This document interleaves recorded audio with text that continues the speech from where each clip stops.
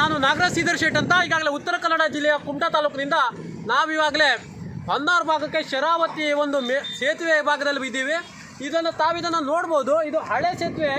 ಯಾವಾಗ ಅವರು ಈ ಒಂದು ಕೆಲಸ ಕಾರ್ಯವನ್ನು ಪೂರ್ಣ ಮಾಡ್ತಾರೋ ಆ ಭಾಗ್ಯ ಜನರಿಗೆ ಯಾವಾಗ ಬರ್ತದೆ ಅಂತ ಗೊತ್ತಿಲ್ಲ.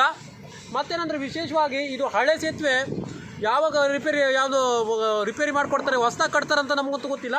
ಪಕ್ಕದಲ್ಲಿರುವಂಥ ಈ ಹೊಸ ಸೇತುವೆ ಏನಿದೆ ಅದು ಭಾಳ ಒಂದು ಏಕಮುಖ ಸಂಚಾರ ಆಗಿರೋದ್ರಿಂದ ಒಂದೇ ಕಡೆಯಿಂದ ಎಲ್ಲ ಸರಕು ವಾಹನಗಳು ಸಂಚಾರ ಮಾಡೋದ್ರಿಂದ ಅದಕ್ಕೆ ಒಂದು ಬಲವಾಗಿ ಪೆಟ್ಟು ಬೀಳುವಂಥದ್ದಾಗಿರ್ಬೋದು.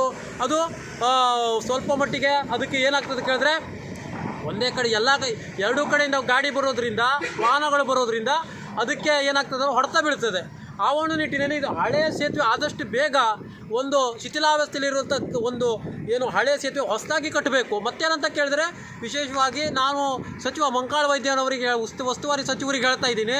ಯಾಕಂತ ಕೇಳಿದ್ರೆ ನಿಮಗೂ ಕೂಡ ಈ ಒಂದು ಬ್ರಿಡ್ಜ್ ಅರ್ಧ ಬರ್ತದೆ, ಮತ್ತೊಂದು ಅವರಿಗೂ ಕೂಡ ಇದು ಗಡಿಭಾಗ ಆಗಿರೋದ್ರಿಂದ ನಮ್ಮ ಶರಾವತಿ ನದಿ ಕುಮಟಾ ಹಾಗೂ ಭಟ್ಕಳ ಕ್ಷೇತ್ರಕ್ಕೆ ಗಡಿಭಾಗ ಆಗಿರೋದ್ರಿಂದ ನೀವು ಜಿಲ್ಲೆಯ ಉಸ್ತುವಾರಿ ಆಗೋದ್ರಿಂದ ಆದಷ್ಟು ಬೇಗ ಕಳಪೆ ಮಟ್ಟ ಭ್ರಷ್ಟ ಒಂದು IRB ಕಂಪ್ನಿ ಇದೆ ಅವ್ರಿಗೆ ಬಿಸಿ ಮುಟ್ಟಿಸುವಂಥ ಕೆಲಸವನ್ನು ತಾವು ಮಾಡಬೇಕು. ಯಾಕಂತ ಕೇಳಿದರೆ ಇದ್ರ ಒಂದು ಹೊಸದಾಗಿ ಆದಷ್ಟು ಬೇಗ ಈಗಾಗಲೇ ಬೇಸಿಗೆಗಾಲ ಮಳೆಗಾಲ ಪ್ರಾರಂಭ ಆಗೋದ್ರ ಒಳಗಾಗಿ ಕಟ್ಟಬೇಕು. ಯಾಕಂದ್ರೆ ಕೇಳಿದ್ರೆ ಮಳೆಗಾಲದಲ್ಲಿ ಪ್ರಾರಂಭ ಆದರೆ ಒಂದು 6 ತಿಂಗಳು ಕೆಲಸನೇ ಮಾಡೋಕ್ಕಾಗಲ್ಲ ಇಲ್ಲಿ ನಮ್ಮ ಉತ್ತರ ಕನ್ನಡದಲ್ಲಿ. ಆ ಒಂದು ನಿಟ್ಟಿನಲ್ಲಿ ಈ ವರ್ಷ ಸಂಪೂರ್ಣವಾಗಿ ಮಾಡಿಕೊಡುವಂತೆ ನೀವು ಅವ್ರಿಗೆ IRB ಕಂಪ್ನಿಯವರಿಗೆ ಒತ್ತಡವನ್ನು ಏರ್ಬೇಕು. ಇಲ್ಲ ಬಿಟ್ಟರೆ ಅವ್ರದ್ದೊಂದು ನಾವು ಟೋಲ್ ವಸೂಲಿ ಮಾಡುವಂತಹ ಟೆಂಡರನ್ನು ಕೂಡ ಮುಂದಿನ ದಿನದಲ್ಲಿ ಕ್ಯಾನ್ಸಲ್ ಮಾಡ್ತೀವಿ ಅಂತ ಹೇಳಬೇಕು. ಮತ್ತೇನೆಂದರೆ ನಾವು ಕೂಡ ಈ ವರ್ಷ ಮುಗಿಸ್ಕೊಡ್ಲಿಲ್ಲ ಅಂದ್ಬಿಟ್ರೆ ಮುಂದೆ ಬರುವಂಥ ವರ್ಷ ಮುಗಿಸ್ಕೊಡ್ಲಿಲ್ಲ ಅಂದ್ಬಿಟ್ರೆ ನಾವು ಉಗ್ರವಾದ ಹೋರಾಟವನ್ನು ಕೂಡ ಮುಂದಿನ ದಿನದಲ್ಲಿ ಮಾಡ್ತೀವಿ.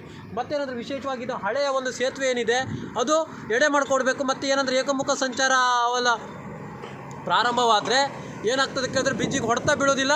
ಮತ್ತೇನಂತ ಕೇಳಿದ್ರೆ ವಿಶೇಷವಾಗಿ ಯಾವುದೇ ರೀತಿ ಟ್ರ್ಯಾಜಿಡಿಗಳಾಗಿರ್ಬೋದು, ಒಂದು ಚಾಲನೆ ಮಾಡೋದ್ರಲ್ಲಿ ಯಾವುದೇ ರೀತಿ ಸಮಸ್ಯೆ ಬರೋದಿಲ್ಲ. ನಿಮ್ಗೆ ನಾವು ಸರ್ಕಾರಕ್ಕೆ ಏನು ಹೇಳ್ತಾ ಇದ್ದೇನೆ ಅಂದರೆ ಆದಷ್ಟು ಬೇಗ ಈ ಒಂದು ಹೊಸ ಸೇತುವೆಯನ್ನು ಕಟ್ಕೊಡ್ಬೇಕು.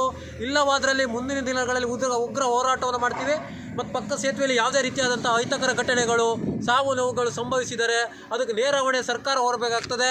ಮತ್ತೇನಂತ ಕೇಳಿದ್ರೆ ರಾಜ್ಯ ಸರ್ಕಾರ ಆಗಿರ್ಬೋದು, ಕೇಂದ್ರ ಸರ್ಕಾರ ಹೊರಬೇಕಾಗ್ತದೆ. ಮತ್ತೇನಾದರೂ ವಿಶೇಷವಾಗಿ ಅಧಿಕಾರಿಗಳು ಕೂಡ ಈ ಒಂದು ಸೇತುವೆಯ ಒಂದು ಕಾಮಗಾರಿಯನ್ನು ಪರಿಶೀಲನೆಯನ್ನು ಕೂಡ ಮಾಡಬೇಕು.